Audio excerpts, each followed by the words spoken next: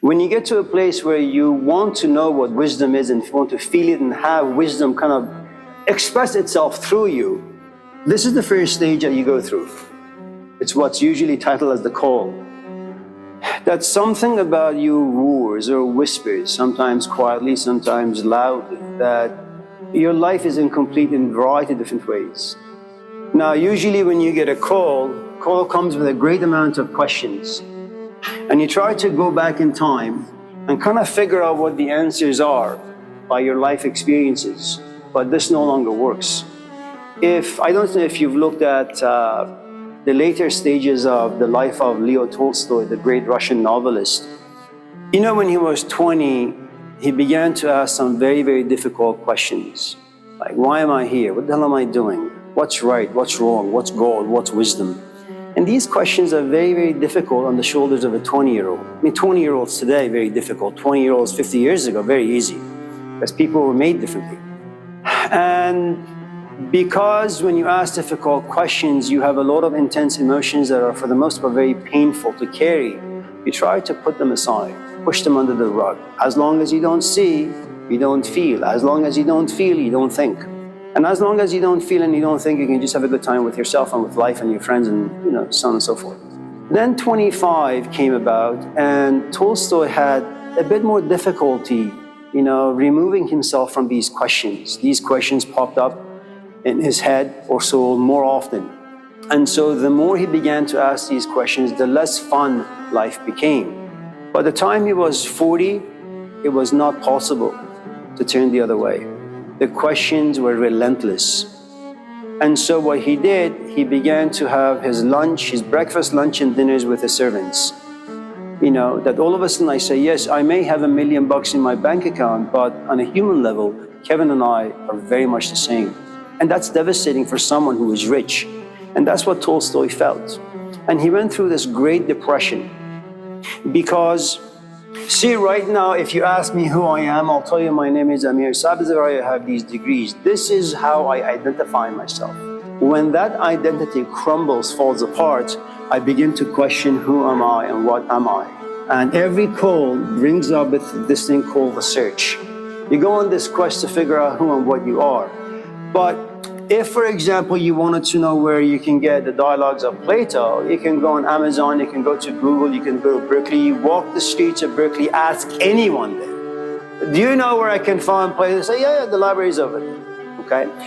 So when you get this question, the sort of questions that all of a sudden come up from the stage, which is titled The Call, is that you ask questions, but no answer will ever satisfy you.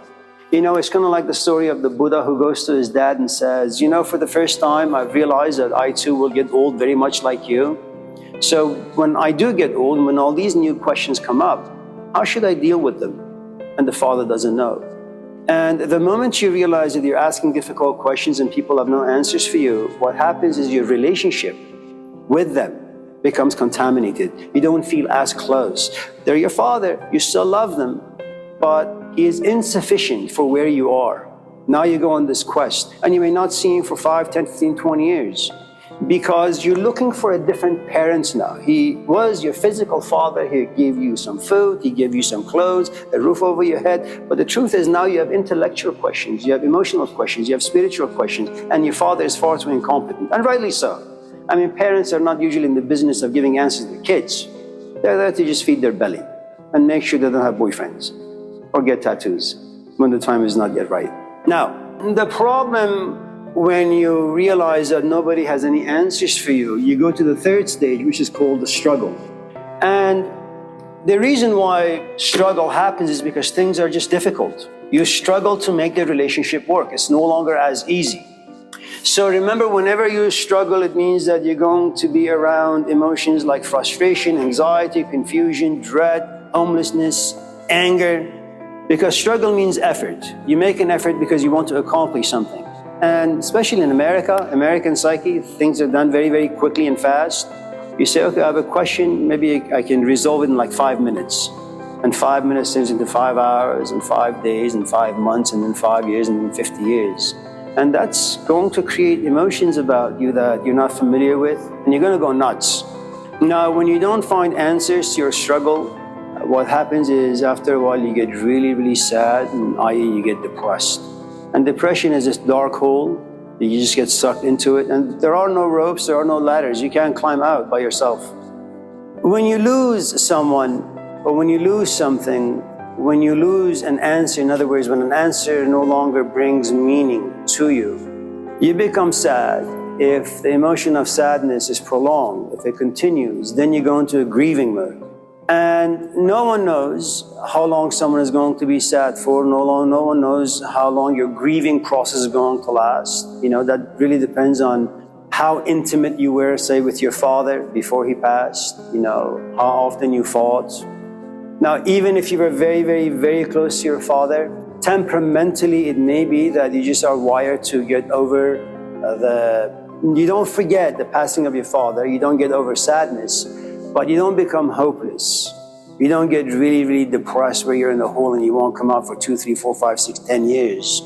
Now, that's one of the things about normal depression, is that life is a struggle. Most often we expect things that don't pan out the way we expect them to. And then our worldview is all jumbled up and it crumbles. It's like a software that has a virus now. Nothing works. And then rightly so, because things didn't go according to your plans, you get sad, you get frustrated, and then you get depressed, depending on what it is that you wanted to do. If, for example, you want to marry a boyfriend or a girlfriend and that didn't pan out, what you need to understand is, if you've been with someone for 3, 4, 5 years, you're also making stories about marriage, about children, about a house, about walking your kids down the aisle. So there are lots of things to consider. So when your boyfriend looks at your girlfriend and says, I no longer want to be with you, you're not just losing a human being, you're also losing psychological narratives that live in the future, that used to give you identity. Those things are all gone. So that is a lot of things to lose. So your grieving period is going to be longer. There comes a point where you're not really grieving about things out there, you're grieving about having lost your identity. So if you have lost your identity, the grieving mode is going to be a long, long, long, long time. Because if you ask yourself who you are a collection of experiences, parents, culture, society, the things you've watched, the things you've been through. That is who you are. Once you bring all those components, examine them, question them relentlessly, everything will fall apart. And you look yourself in the mirror and you have nothing. It's like all the stories have been gone. Imagine writing an essay for about 5-10 hours for a class. And then you go to print it out for some strange reason. You turn on your laptop and you look for the file and it's not there. But what happens? Well, you're not going to laugh. You're not going to be happy. When your mom says, come for dinner, you're going to scream. You're going to use all these obscenities and profanities. You just don't want anyone to be around you because you spend like 5 months writing an essay and it's not there anymore. And you're going to fail your exam and you won't get your PhD or your master's or your bachelor's. You won't be happy. And it's kind of like that. It's kind of like any one of us in this class who happen to have some age on you, The only reason why life has meaning, why life gives you hope and dreams is because you haven't done anything. Everything out there is like an ice cream shop. Everything looks good and tastes good, at least you assume. And you go forward full force. It's only when you get a little older, when you know really how life unfolds. When someone comes to you and says, and they happen to be 18, I'm in love. Well, as a 60-year-old man, you say, well, that's good for you, but how could you be so stupid? You're in love with what exactly? Well, who's your boyfriend or girlfriend? Yeah, he's 20. Wow, that's great. How do you guys meet? Met, I don't know, somewhere. Oh, okay.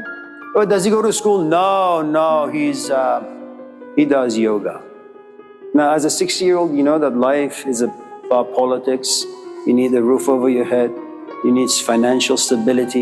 You need a lot of maturity to survive life because life is tough. You can't just be stupid. So yes, a 60-year-old looks at an 18-year-old and says, oh, good for you, that's great. Sure, there may be some envy because as a 60-year-old, it's going to be very difficult for you to fall in love again. So you look at this 18, 19, 20-year-old, you have some envy, that, yeah, I wish I could be 18 and fall in love so easily. At the same time, you say, yeah, she's in a bad shape. She's not going to go anywhere. There are a couple of paradises that you're going to find. So the first paradise, you're here, you're in the world of struggle. Now, the call, the search, and the struggle can happen in two ways. It can happen because you're a 19-year-old Plato, you're walking, you run into a Socrates. Socrates inspires certain things inside you. You have these emotions create reflection, and then you try to figure things out, but wisdom can't be figured out. So you try to figure out who Socrates is, why he is this way, how is he able to talk in this way, how is he able to be so creative, so inspiring, but you can't figure it out. So what you do is, this is you, and this is Socrates. You are 20 and Socrates is 60. Okay. Now, all of a sudden you realize every time you hang out with Socrates, for example, you're inspired more, you're creative more, you're at peace more. I.e., you find yourself in the Garden of Eden. It provides you the shade so that the scorching sun that comes from the call, from the search, the struggle, doesn't beat down on you too harshly. Okay? So Socrates is going to provide you this nirvana, this Garden of Eden for many, many, many, many years. And this is the teacher-student relationship. In other words, you become the umbilical cord, or he becomes your umbilical cord. He is the very source of your nourishment. You want to know who you are, you go to Socrates. You want to know where you need to go, what you need to do, how you need to feel, what sort of things you want to think about, with whom you want to have food, with whom you want to have coffee. You knock on Socrates' door. He is your Garden of Eden. He is the sun that warms you. Now, this is called codependency. You know, like anything else. You want milk, you drive to Costco. You know, you're sick, you go to Kaiser. And experience has shown that when you go through these modes, the call, the search, the struggle, you call Kevin, you talk to him, and you realize he's more confused than you are. You know, you call Bethany and you realize, well, she's as confused as you are. So, and then you call Socrates and you realize, well, you know, he actually gives me some clarity. There is something. And it's going to be a very mystifying thing for you. You're going to say, why is it that whenever I am around Socrates, I feel at home? Now, there comes a point where, and this happens usually after anywhere from, 5 to about 10 or 15 years.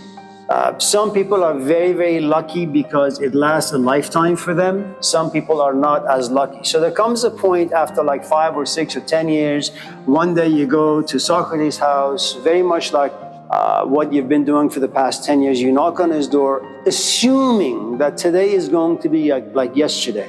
He's going to open the door, you're going to look at him, and you're going to be inspired. You're going to be calm.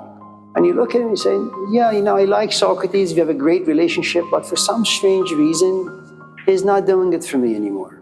And so what happens is you're respectful, you have tea, coffee with him, and then instead of staying at his house or her house for about 5 or 6 or 7 hours, you say, yeah, you know, I promised my mom to cut her toenails, so see you around. And the next day, you want to figure out what you need to do, and as before you say, maybe I should go visit Socrates, but you remember yesterday, it wasn't very pleasant. You didn't have a good time. And little by little, you realize Socrates is no longer sufficient for you. And what happens is this. For the past 15 years, your kingdom of God was on the outside, Socrates. And Socrates, in the past like 10, 15 years, has always told you, listen, the wisdom you're looking for lives inside you. And he tries to guide you in different ways, but ultimately the real quest happens when you actually have to get rid of Socrates and travel this path on your own. Now, you have done enough listening, so you're not going to go to workshops and listen to losers, telling you where wisdom is and how you can find yourself. You've done enough reading books, because that's what Socrates will encourage, and he'll tell you what books to read. You've done enough reading, you've done enough talking, and then you realize, well, it's really sad. For 10 years, I had a god to worship. His name was Socrates. He is no longer sufficient for me, so there is nothing for me to worship. And you sit in your room, and all of a sudden, because of sadness, longing, yearning, whatever you want to call it, you begin to write 5 lines of poetry. And you're inspiring, you're creative. And then you say, oh, this resembles the way Socrates talks. And all of a sudden you realize you now have a Garden of Eden on the inside, but you're still a novice. So what happens is you go out for coffee, you go back to your room in hopes of being able to sit and write another 5-6 lines, only to realize you don't feel the inspiration. It's as if something came to visit you, stayed with you, gave you enough inspiration and creativity. Now it has left you. Now for the first time you begin to pray for it to come back. So the point I'm trying to make, if by nirvana you mean a place of comfort, initially you find comfort in the cradle of your parents, and then you find comfort in the fact that you have friends, and then you find comfort in the fact that you now have a purpose in life, which is going to school, and then you have comfort because you now are looking for a job and have found a job. Then you find comfort, nirvana, i.e. Garden of Eden. You say, I want to find a companion, and you do. Then you get married, and you do. Then you have children, and you do. Then you get to the core where you say, I have all these things. For some strange reason, I feel insufficient. Why? Of course, your parents will come down saying, oh yeah, you should be grateful, thankful. I mean, look around you. Nobody has the things you do. Why do you have to be so ungrateful? Don't be a beast. And you say, they make you feel bad for the right reasons. And you look at your life and you say, yeah, they're right. I have everything. Why do I feel so crappy? Because your problems are no longer physical. You're looking for something you don't know. And your senses can't help you. People can't help you. You become like Noah in the sense that everything, the world has collapsed, it has drowned, and you're on this raft on your own. You get yourself on a journey where this journey will not allow you to travel it by your feet or by your mind. It's like something else about you comes to life and you go on this quest. And you're going to be in darkness for a long, long time.